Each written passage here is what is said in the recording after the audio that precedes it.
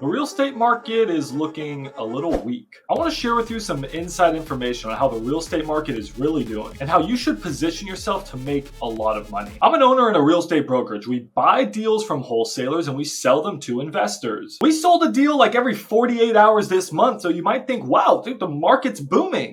Yeah, we sold a lot of volume, but the assignment fees, the amount of money we got for these deals was not good. So what does that mean? That means that sellers aren't extremely motivated to drop their price, but more importantly, buyers are not extremely motivated to pay more for deals. That's the current situation we're in right now in the market. Sellers aren't desperate to sell and buyers aren't desperate to buy. But the reason I'm making this video is I'm noticing a change. The majority of sellers might not be desperate, but hey, on-market sellers are starting to fire sale their properties, and I'm going to show you. Some fix and flip or buy and hold investors are still buying, but new home builders are vanishing. And the last thing is sales are good in certain areas. Let me show you the facts so you can take advantage of this market change. So I'm out in Dallas, Fort Worth, and like I said, we wholesale properties here. I'm out in Dallas, Fort Worth, and like I said, we're a wholesale brokerage and fund. Wholesalers, people that find really good deals, whether that's off market or on market, and then take those deals and assign the deals to investors. They're a middleman and they get paid an assignment fee. It's like a finder's fee. Well, we help those wholesalers sell those deals. They bring us deals, we help them sell them. And usually, and on average, for just selling the deals, we make like $10,000 on each deal. During the money printing era, you know what era I'm talking about. I don't want to say the word because I don't want this video to get shadow banned, but during that area, a company like ours was making $20 or $30 or maybe even $40,000 on each sale. But now we're only making like $5 or $7 grand if we're lucky on each sale. The off-market deals just aren't paying that much. The average seller just isn't extremely motivated. Yeah, you may find that pre-foreclosure person or that person going through a divorce or I don't know, someone who's just desperate to sell their house. And yeah, you could get a really good deal from them. But really, where they are the most desperate and where I'm seeing the biggest change right now in the market is on market. Check this out. This beautiful property. It's gorgeous. Look at this thing. This property listed at $80,000. You know what we got it for? $50,000.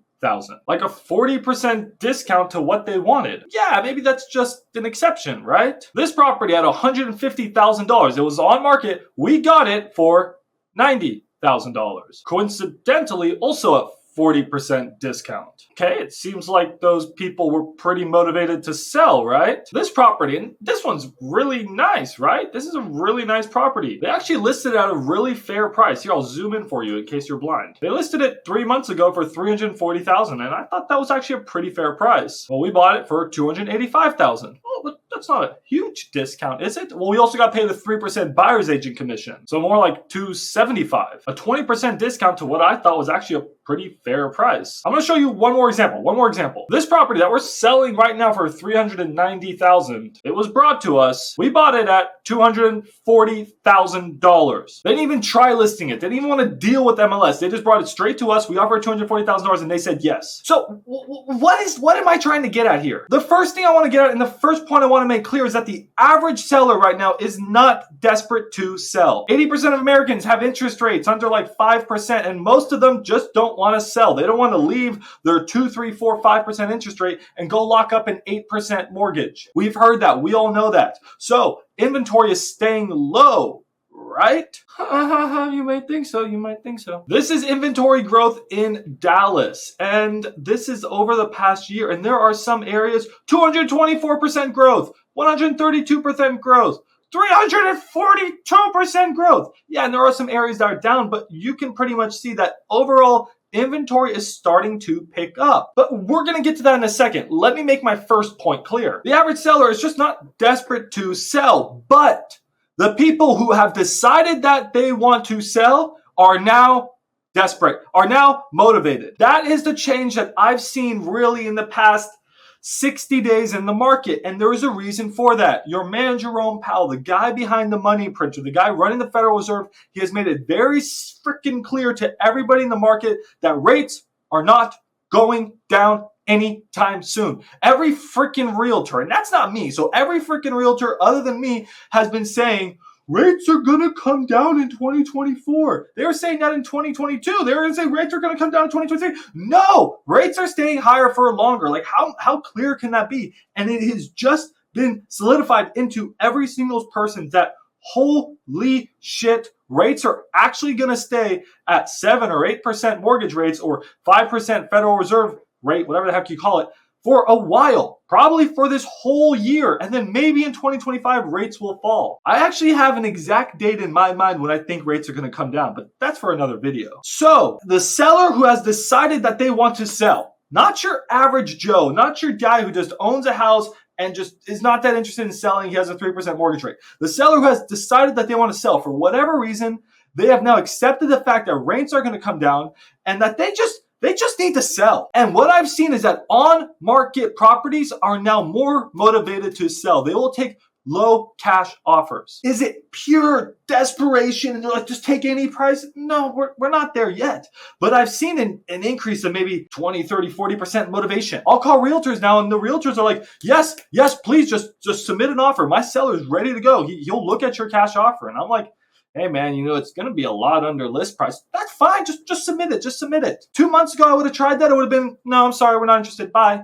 I'm like, do you have any offers? No, but we don't want yours. There wasn't that level of motivation. Now there is. And that is the first thing I want to make clear. And how can you as a real estate investor or wholesaler take advantage of this? Well, if you're a real estate investor and you want to buy a property right now, up to you if you want to buy right now. I think prices will continue to come down in the near future. But if you want to buy one right now, you can get a good deal. Go on market and just pitch low cash offers. You'd be surprised. And if you're a real estate wholesaler, wholesaling on market right now is not bad. Usually you want to wholesale off market, find off market deals. Right now you can just go on market and just pitch low offers and they'll get accepted and then you can resell them for 10, 20 grand more. You can make 10 grand and I'll make 5 or 7 grand. It's beautiful. So that's the first thing I wanted to make clear right now with the market. As a little bit of an insider, someone who's just in the weeds of what's going on, slinging deals right and left. Every 48 hours, we're moving a deal.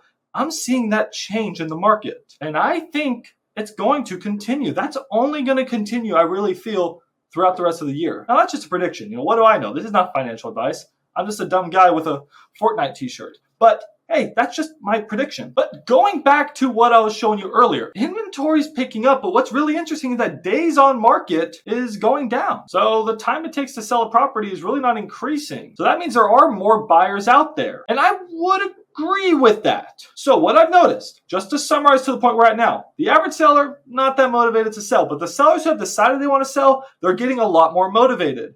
And buyers are actually picking up.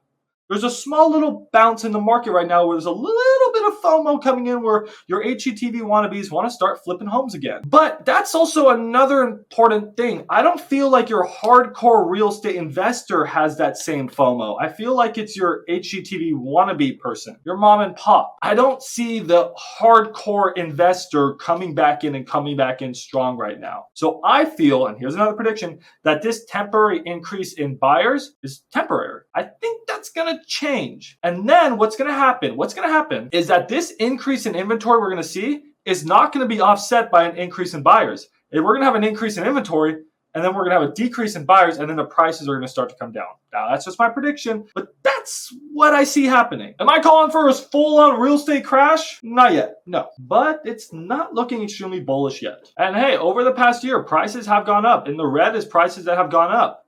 But if you notice something, that's only in the cities. Outside of the city, prices are down, and we're going to start to see that. To me, that's a trend that the market is correcting. Properties are up 10% in the city. That's a lot. But then outside the city, properties are down 4%, 2%, 1%. Not much, but we're starting to see a dichotomy, a divergence, I don't know another word with diet. I tried. Where city properties are still going up, even though I think they're going to start to go down, whereas rural properties are already starting to go down. Interesting. And I think everything's just going to continue heading down. Is that everywhere? No. I'm talking Dallas, Fort Worth, maybe Austin, maybe a few other markets. Some places in Nashville, maybe some places in Phoenix. There's some markets that are just starting to turn, but there's other markets in the East Coast that are still booming. So it's not everywhere. Real estate is very much here, and not there. But there's one more super interesting thing I want to show you guys. I think I'm going to have to make a full video on this because it's badass. It's badass. And it's badass not in a good way. This property here, and this is a really important part, new home builders are gone. They're vanishing. It's done for new home builders. People who are buying properties to tear them down or just buying lots to build a new house, their business is struggling so hard, and I'm seeing those buyers disappear. This house, they tried to sell it for $575,000. And it was an unfinished new build. It's white everything. I mean, that's your typical, and you see, it's unfinished. I mean, unless that's the style that I'm missing. It's gonna be a really nice house, and this is a perfect, beautiful top area in West Dallas. But anyways, the builder ran out of money, which is already not very bullish for new home builders. That's already not good. But then they try to sell it for $575,000. And the after repair value, tough to say on this property, but probably around $750,000. So if you just finished the repairs, it'd be worth $750,000. Well, how much is it to finish these repairs? Well, the contractor estimated it was only $100,000. So you buy it for $575,000, now you're going to $675,000, it's worth $750,000. There's not enough margin there. So we got it under contract at $418,000. Oh, shoot, that's pretty good. We thought we were going to hit a home run. We thought we're going to sell this for $500,000. For maybe $475,000 on a bad day. Because if it's worth $750,000, we actually thought it could be worth $775,000 depending on the comps you took. Dude, we were going to hit a home run.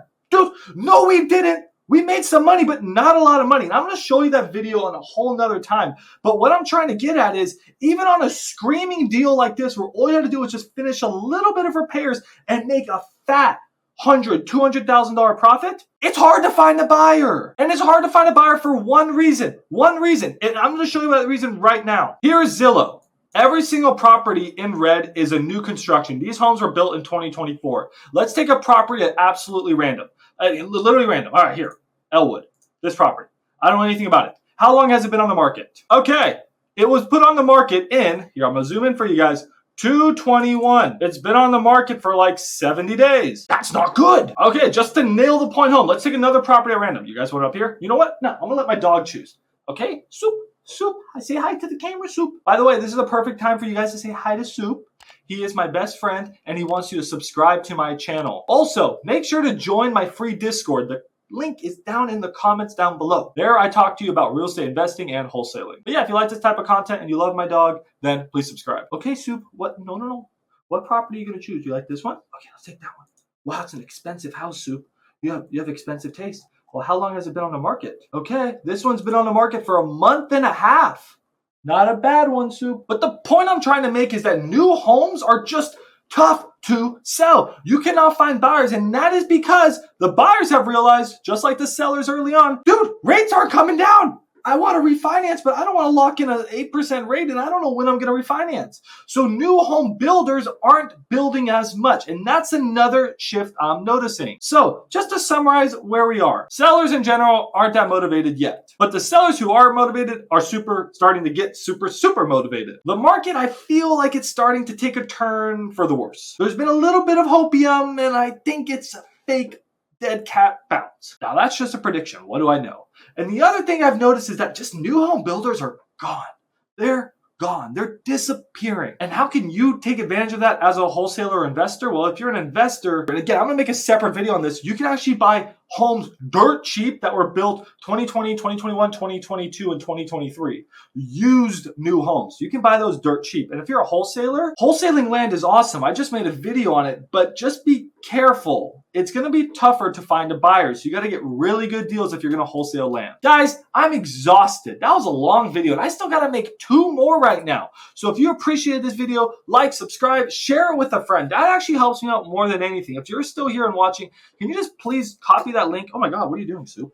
And share it with a friend. That would help this channel out so much. We're almost at 1,500 subscribers, and I love y'all so much. All right, guys, I'm going to see you in the next one. Bye.